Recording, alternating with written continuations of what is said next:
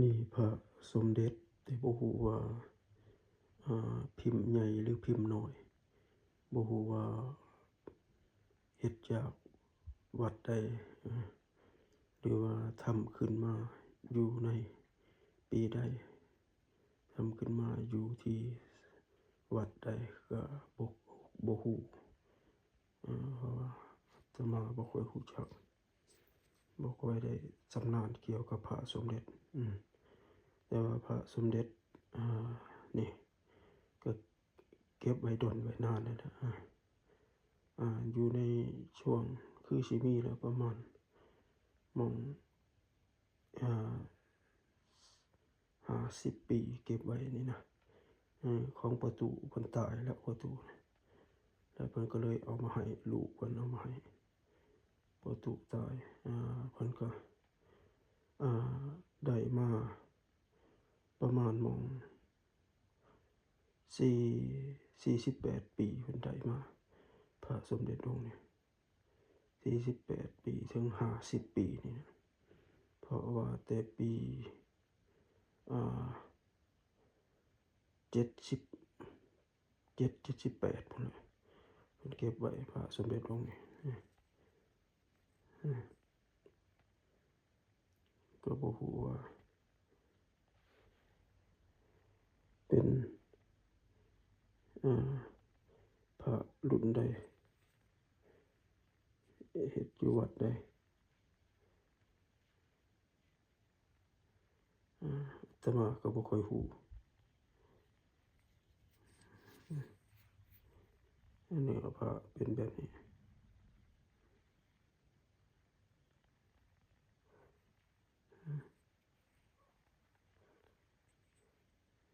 ลักษณะนี้ถ้าผู้ใดรู้ผู้ใดเข้าใจว่าเป็นพระสมเด็จเฮ็ดอยู่วัดใดของวัด วัดบางขุนพรหมบ่คือวัดระฆังก็บ่ฮู้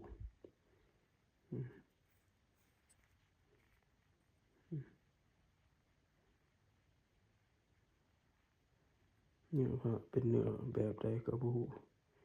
ก็เบิ่งเอาผู้ที่เชี่ยวชาญในด้านเบิ่งพระดูพระสมเด็จ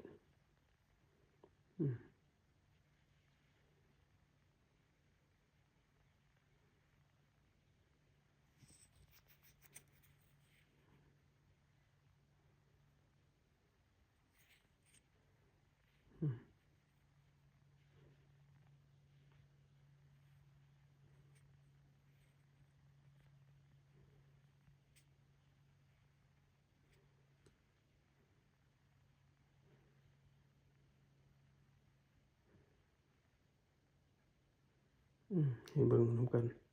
เบิ่งคักๆเป็นพระสมเด็จแท้หรือสมเด็จปลอม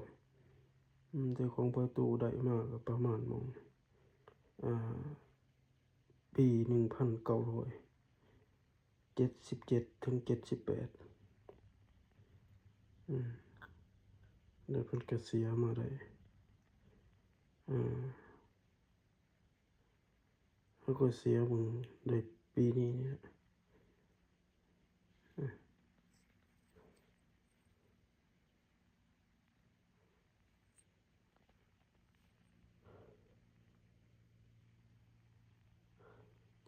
บ่ฮู้ว่าเป็นเนื้ออิหยัง